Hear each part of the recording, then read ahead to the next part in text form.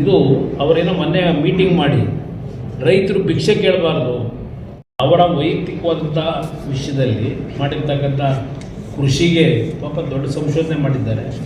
ಅದಕ್ಕೋಸ್ಕರವಾಗಿ ಯಾವ್ಯಾವ ಥರ ಭೂಮಿಯನ್ನು ಉಪಯೋಗ ಮಾಡ್ಕೊಂಡಿದ್ದಾರೆ ಅಂತಕ್ಕಂಥದ್ದು, ಯಾವ ರೀತಿ ಅದನ್ನು ಯಾವುದೇ ಕಾನೂನನ್ನ ಇಂಟರ್ಫಿಯರೆನ್ಸ್ ಆಗಲಿಕ್ಕೆ ಅವಕಾಶ ಕೊಡದೆ ಯಾವ ರೀತಿ ಅದಕ್ಕೆ ಜಯಿಸ್ಬೋದು ಅಂತಕ್ಕಂಥದ್ದು ಬುದ್ಧಿವಂತರಿದ್ದಾರೆ.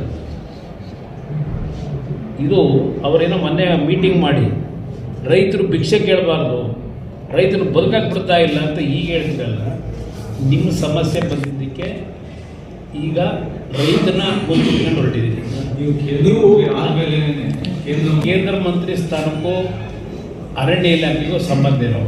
ಅಲ್ಲ ಸರ್, ಅವ್ರು ನೋಟಿಸ್ ಬರಲಿಕ್ಕೆ ನೀವು ಕಾರಣ ಅಂತ ಹೇಳಿದ್ದಾರೆ. ನೋಟಿಸ್ ಬರಲಿ ಆಮೇಲೆ ಒತ್ತಡ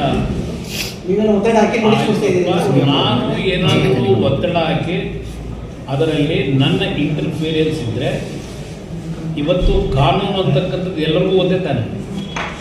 ಹಲವಾರು ರೈತರು ಭೂಮಿನ ಏಕಾಏಕಿ ಬುಲ್ಡೋಸ್ ಮಾಡೋದಲ್ಲ, 10 ವರ್ಷ 15 ವರ್ಷ ಮಾವಿನ ಗಿಡ ತೆಂಗಿನ ಗಿಡ ಹಾಕ್ತಾರೆ. ಅವತ್ತು ಇವ್ರ ಧ್ವನಿ ಎಲ್ಲೋಗಿತ್ತು ಆರೋಗ್ಯ ಪರವಾಗಿ. ಇಲ್ಲಿ ನಾನು ಹೇಳೋದವರಿಗೆ ಆಯ್ತಪ್ಪ, ನಾನು ಇಂಟರ್ಫಿಯರೇ ಆಗ್ಬಿಟ್ಟಿದ್ದೀನಿ ಅಂತ ಇಟ್ಕೊಂಬಿಡೋದು, ನಾನು ಮಾಡೋದೇನೋ ನೋಟಿಸ್ ಕೊಡ್ತಿದ್ದೀನಿ ಅಂತ ಇಟ್ಕೊಂಬಿಡೋದು. ಕಾನೂನು ಎಲ್ರಿಗೂ ಒಂದೇ ತಾನೆ, ಕೋರ್ಟ್ ಇಲ್ವ.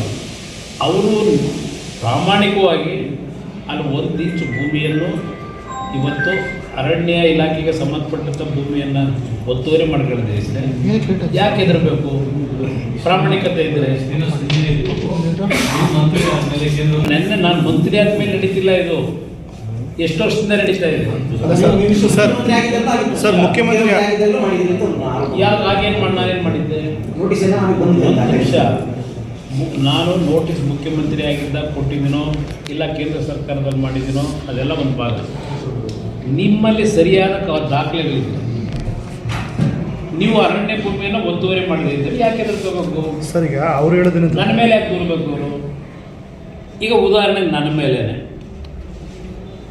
1983-84 ಖರೀದಿ ಮಾಡಿದ ಭೂಮಿ 1983.